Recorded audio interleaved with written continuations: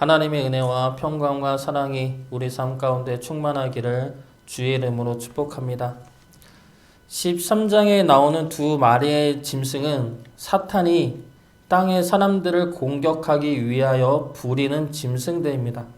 이 짐승들은 사탄이 우리를 어떻게 공격하는지 알려주고 있는 말씀입니다. 12장 17절 말씀 보겠습니다. 12장 17절 말씀, 용이 여자에게 분노하여 돌아가서 그 여자의 남은 자손 곧 하나님의 계명을 지키며 예수의 증거를 가진 자들과 더불어 싸우려고 바다 모래 위에 서 있더라. 여기서 하늘에 내쫓긴 용은 사탄이죠. 이 사탄이 하나님의 백성들과 싸우려고 바다 모래 위에 서 있습니다. 그 위에서 자신을 도와 이 땅을 공격할 짐승을 부르고 그 짐승들이 바로 13장에 나오는 두 마리의 짐승입니다. 첫 번째 짐승은 바다에서 올라온 짐승이고 이 짐승은 지난주에 보았던 세상의 권력과 권세입니다. 세상의 권력과 권세를 통해 하나님을 믿지 못하게 하는 것이 이 짐승의 역할이죠. 그리고 이 짐승을 우리는 보통 적그리스도라고 부릅니다. 그런데 적그리스도는 한 명의 사람이 아닙니다. 이 자가 네로 황제다, 히틀러다 말하지만 그들이 적그리스도가 아닙니다. 적그리스도는 권력과 권세를 지닌 자들을 통해 역사하는 악의 영을 말합니다. 그러므로 우리 또한 충분히 적그리스도가 될 수도 있습니다.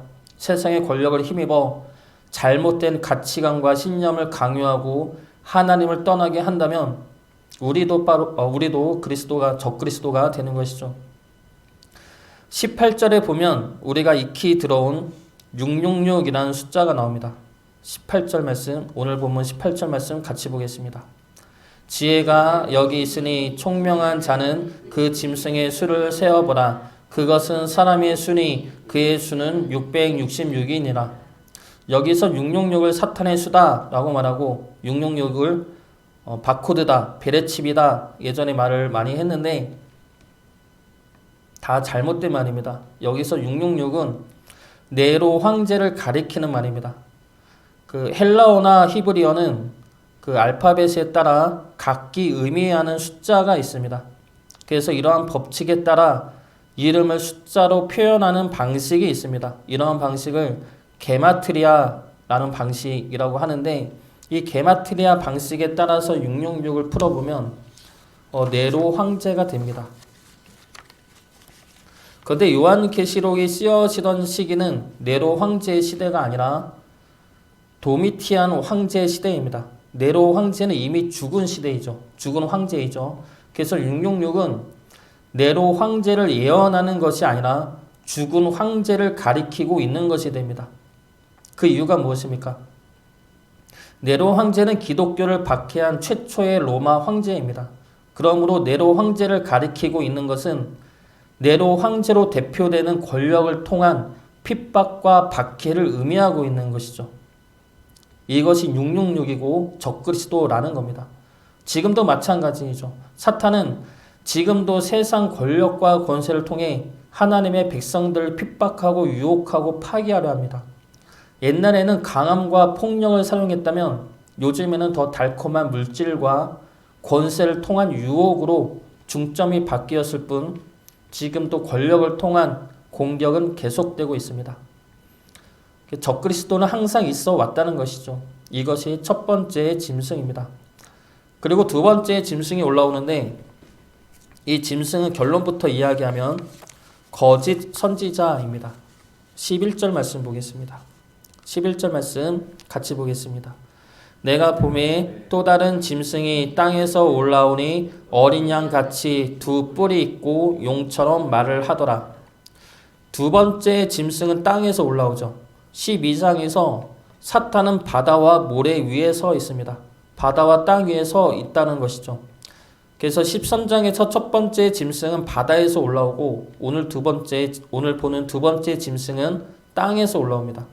그러므로 이 짐승들이 12장에 나오는 사탄이 불러서 올라온 것임을 알 수가 있습니다. 근데 두 번째 짐승의 모습을 보면 어린 양 같다 말하고 있습니다. 이것은 예수님을 모방하는 모습이죠. 거룩하고 순결한 모습이다라는 겁니다. 그러나 실체는 두 뿔이 있는 모습이고 용처럼 말을 하는 자입니다. 두 뿔은 권세를 의미하는데 이 권세는 사탄의 권세를 의미합니다. 즉 순종의 모습이 아닌 악한 권세와 능력과 힘이 있다는 것이죠. 그리고 용처럼 말을 한다는 것은 사탄의 말을 하고 있음을 의미합니다. 겉모습은 어린 양처럼 거룩하고 순결해 보이지만 속에는 사탄의 권세와 능력이 있고 우리를 위하여 하는 말 같지만 실상은 우리를 파괴하는 사탄의 말을 하고 있다는 겁니다. 마태복음 7장 15절 말씀입니다. 거짓 선지자들을 삼가라. 양의 옷을 입고 너희에게 나아오나 속에는 노락질하는 일이라. 사탄은 세상의 권력과 권세를 통하여 우리를 공격하고 그리고 거짓 선지자를 통하여 우리를 공격합니다. 하나님이 이렇게 말씀을 통해 사탄의 공격 방법을 알려주고 있는 이유가 무엇입니까? 우리가 그 공격에서 승리하기를 원하고 계시기 때문이죠. 사탄의 공격에 넘어가지 마시기 바랍니다. 두려워할 필요도 없습니다. 오늘 말씀에 보면 사탄의 공격은 땅에 사는 이들에게만 한정되어 있습니다. 즉 하늘에 속한 우리들은 사탄의 공격에 쓰러지지 않는다는 겁니다. 하나님이 하늘에 속한 우리들을 지키시고 보호하시기 때문이죠. 오늘 말씀 통해서 거짓 선지자의 공격을 알아보고 그리고 그러한 사탄의 공격에 넘어가지 않는 주의 백성이 되시기를 주의 이름으로 축복합니다. 먼저 거짓 선지자는 첫 번째 짐승을 경배하게 만듭니다. 12절 말씀 보겠습니다. 12절 말씀 같이 보겠습니다. 그가 먼저 나온 짐승의 모든 권세를 그 앞에서 행하고 땅과 땅에 사는 자들을 처음 짐승에게 경배하게 하니 곧 죽게 되었던 상처가 나은 자니라. 처음 짐승은 적그리스도이고 세상 권력과 권세를 통하여 악을 조장하는 세력을 말합니다. 여기서 죽게 되었던 상처가 나은 자라는 것 역시 예수님의 부활을 모방하는 모습입니다. 예수님의 부활을 영상케 하는 모습이지만 거짓된 부활의 모습이죠. 죽지 않았기 때문입니다. 그리고 이것은 네로 황제의 부활을 의미합니다. 네로 황제가 죽으면 권력에 의한 핍박과 박해가 끝나는 줄 알았지만 아니다라는 겁니다. 세상은 여전히 네로 황제 같은 자들을 보내서 기독교인들을 끊임없이 비박하고 박해한다는 겁니다. 그렇기 때문에 죽게 되었던 상처가 나은 자라고 표현하고 있는 것입니다. 거짓 선지자는 이러한 세상 권력을 경배하게 만들죠. 그러면서 자신 또한 그 권세를 누리고 있는 자입니다. 로마 시대로 들어가 보면 로마 황제를 섬기라 강요하는 종교 사제들을 가리킵니다. 이들은 로마로부터 권세와 권력을 받고 누리라 말하면서 자신 역시 누리고 있는 자들이죠. 그렇기 때문에 로마 황제를 더욱더 경배하도록 강요하고 있는 자들입니다. 이 시대 이단들 역시 마찬가지입니다. 이들은 대놓고 자신들이 거짓 선지자임을 그리고 두 번째 짐승임을 드러내고 있습니다. 이단들이야 그렇다 쳐도 우리 믿는 이들도 잘못된 것을 경배하라고 가르치고 들을 때가 있습니다. 대표적인 것이 기복주의 신앙이죠. 축복만 구하는 신앙. 헌금 많이 하면 복 받는다. 기도 많이 하면 축복 받는다. 전도 몇 명 하면 하늘의 아파트에 산다. 전도를 못하면 하늘나라의 초가집에 산다. 예전에 부흥사들이 했던 이야기들인데 말도 안 되는 이야기들이죠. 내가 하나님 앞에 헌신하고 충성하고 순종했더니 하나님이 나에게 이러한 큰 축복을 주었다. 주의 종을 잘 대접하면 하나님이 배로 갚아주신다. 이러한 거짓말들. 하나님이 이렇게 할 수도 있죠. 하나님은 분명히 우리 삶을 축복하시길 원하시고 역사하십니다. 그러나 문제는 이러한 것들을 강조함으로 우리가 하나님을 바라보는 것이 아니라 이 땅의 물질과 권세와 권력과 축복을 바라보게 만든다는 겁니다. 우리가 하나님에게 헌신하고 순종하고 주의 종을 대접하는 목적이 주를 향한 사랑이 아니라 그로 인하여 나에게 떨어지는 축복에 있게 한다는 겁니다. 그것이 잘못되었다는 것이고 그것이 거짓 선지자들의 모습이라는 것입니다. 하나님을 바라보게 해야죠. 종교 지도자들이라면 하나님을 바라보게 해야지 이 땅의 축복을 바라보게 해서는 안 됩니다. 이 땅에서의 우리의 삶은 힘들 수가 있죠. 어려울 수도 있고 광야와 같은 삶의 연속일 수도 있습니다. 믿음을 지킨다고 해서 권세와 권력을 누리지 않습니다. 누릴 수도 있지만 누리지 못하는 경우가 더 많죠. 그럼에도 불구하고 분명한 것은 하나님이 우리와 함께 하고 계시다는 것입니다. 세상에 물질과 권력이 없어도 하나님은 우리와 함께 하십니다. 그 하나님이 우리가 힘들고 어려울 때마다 힘을 주시고 위로하여 주십니다. 삶이 막힐 때마다 역사하여 주시고 이끌어 주십니다. 그러므로 우리를 통해 하나님의 뜻이 이 땅에 나타나도록 역사하고 계십니다. 거짓 선지자가 되지도 말고 거짓 선지자들의 말에 넘어가지도 마시기 바랍니다. 우리가 바랄 것은 이 땅의 축복이 아니라 영원한 하늘나라의 영광과 영원한 생명입니다. 그것을 향해 힘들고 고달프더라도 믿음으로 인내하며 끝까지 나아가기를 주의 이름으로 축복합니다. 두 번째로 거짓 선지자들은 우상을 만들게 합니다. 13절 말씀 보겠습니다. 13절 말씀 같이 보겠습니다. 큰 이적을 행하되 심지어 사람들 앞에서 불이 하늘로부터 땅에 내려오게 하고, 여기서 거짓 선지자는 큰 이적을 행합니다. 불이 하늘로부터 땅에 내려오게 한다는 것은 구약의 엘리야를 연상시키는 모습이죠. 엘리야와 바알 선지자들의 싸움에서 하늘의 불이 내려온 것은 엘리야의 제단이었습니다. 그러므로 엘리야가 옳았음을 하나님이 참 신임을 증거하였습니다. 그런데 그 이적을 이제는 거짓 선지자도 행한다는 겁니다. 이 이적은 불의 이적이 아니라 사람이 할 수 없는 놀라운 능력을 말하죠. 병을 고치는 이적이나 귀신을 쫓아내는 이적들, 앞일을 예언하는 능력들, 이러한 것들을 말하고 있는 겁니다. 이러한 능력들은 하나님의 능력이 아니라 사탄의 능력으로도 행할 수 있고, 거짓 선지자들은 사탄의 능력을 힘입어 하나님의 사람인 척 가장한다는 겁니다. 그리고 큰 불이 내려오는 이적은 신약에 와서는 성령 강림 사건의 모습을 생각나게도 합니다. 오순절 날에 하늘로부터 바람 소리가 임하고 불의 혀처럼 갈라지는 것들이 사람 위에 임하게 되죠. 그리고 나서 초대교회가 탄생하게 되고 교회 부흥이 일어나게 됩니다. 그래서 이 말씀에 비추어 보면 큰 불이 내려왔다는 것은 이적으로 말미암아 사람들이 모여들고 따르게 되었다는 것을 말하고 있습니다. 사탄은 일괄되게 지금 하나님의 역사심처럼 모방하고 따라하고 있는 모습을 보여주고 있습니다. 사람들이 미혹당할 수 있도록 거짓된 모습을 계속해서 보여주고 있죠. 그래서 사람들이 미혹당하고 사람들이 모여들면 어떻게 합니까? 우상을 만듭니다.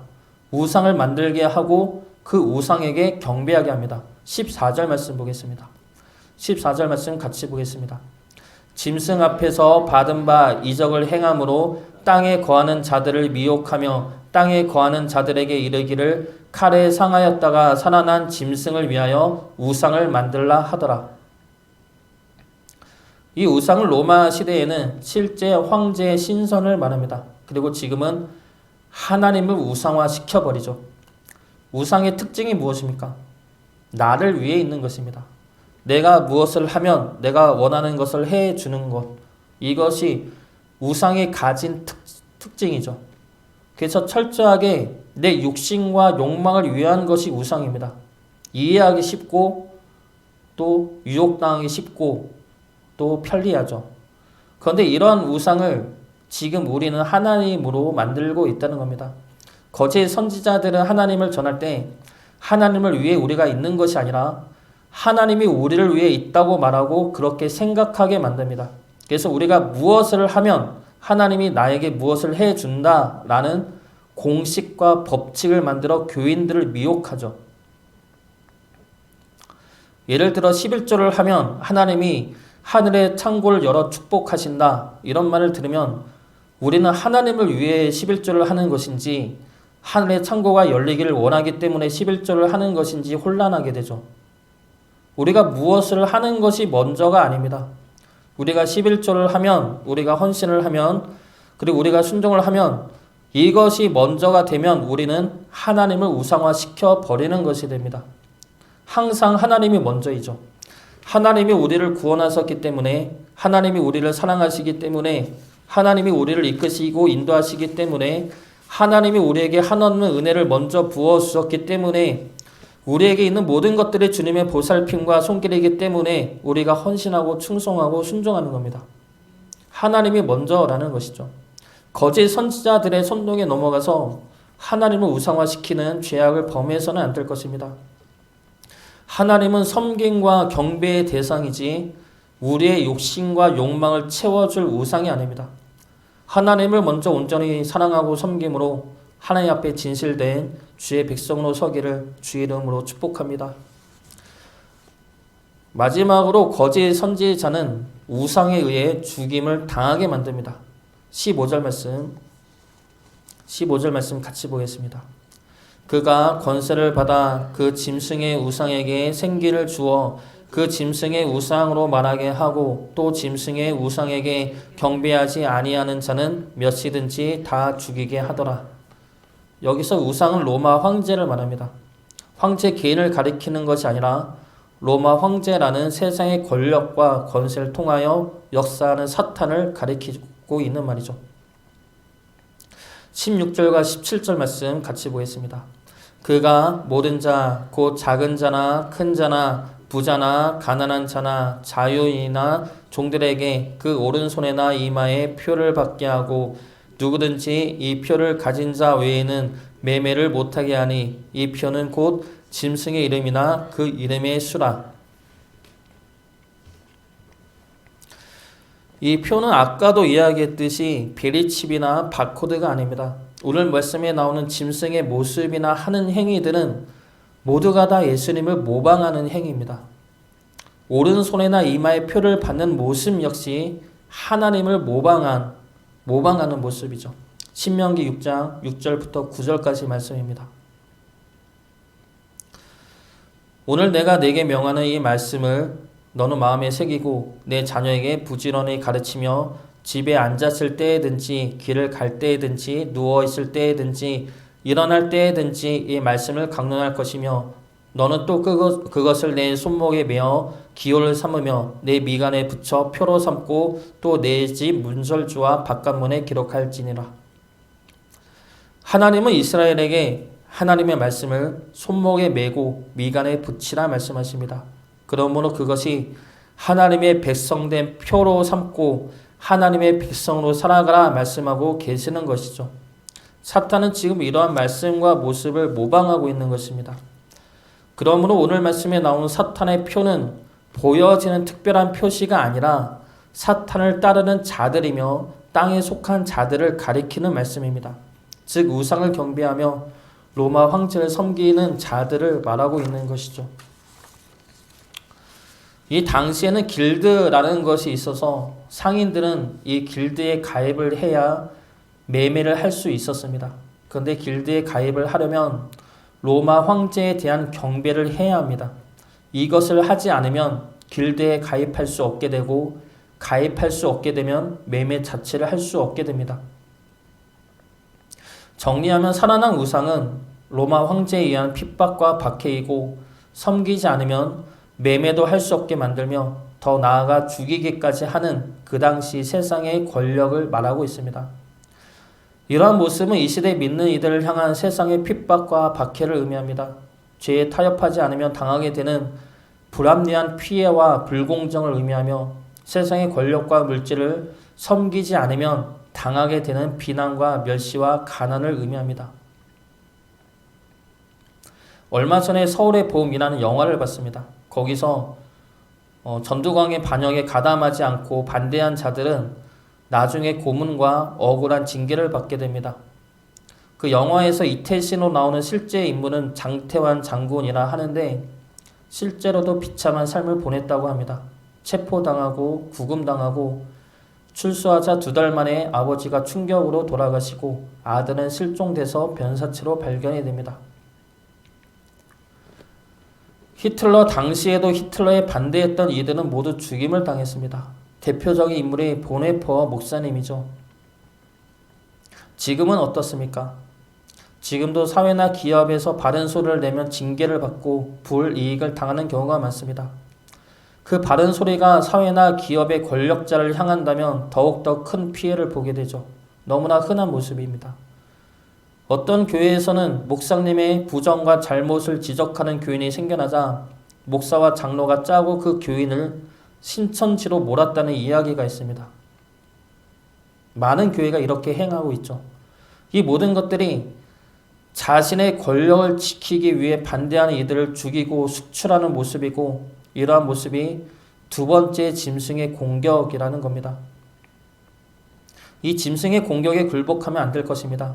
그리고 이 짐승의 공격에 우리가 놀아나서도 안 될 것입니다.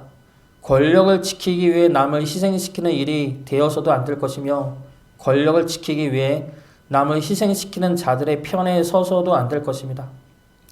우리는 권력에 기대는 자가 아니라 하나님 편에 서야 하는 자들이죠. 하나님의 말씀을 기준으로 삼고 하나님의 공의로움을 행하는 자여야 합니다. 그것이 우리가 사탄의 공격에 맞서는 하나님의 백성된 모습입니다.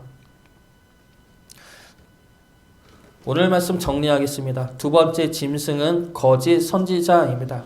이 짐승은 첫 번째 짐승을 경배하게 만들고 그것을 우상으로 만들게 하고 그 우상에 의해 핍박과 죽임을 당하게 만듭니다. 첫 번째 짐승은 세상의 권력과 권세와 물질이며 세상을 잡고 흔드는 이념이나 가치관이 될 수가 있습니다. 그러한 것들로 하나님을 부정하고 하나님을 떠나게 만드는 악한 영입니다. 그 공격에 넘어가지 마시기 바랍니다. 13장에는 그 공격에 대해 우리에게 당부하는 말씀이 있습니다. 첫 번째로는 9절 말씀에 나오는 들으라는 말씀과 10절에 나오는 인내와 믿음이고 18절에 나오는 지혜입니다. 성경에서 지혜는 하나님을 경외하는 것이죠. 하나님의 말씀을 듣고 인내와 믿음을 지켜내고 하나님을 경외하는 지혜를 가지는 것, 이것이 사탄의 공격에 대하는 우리의 무기이며 우리의 능력입니다. 이러한 것들로 우리 믿음을 지켜내어 하늘에 속한 자로 끝내 승리할 수 있기를 주의 이름으로 축복합니다.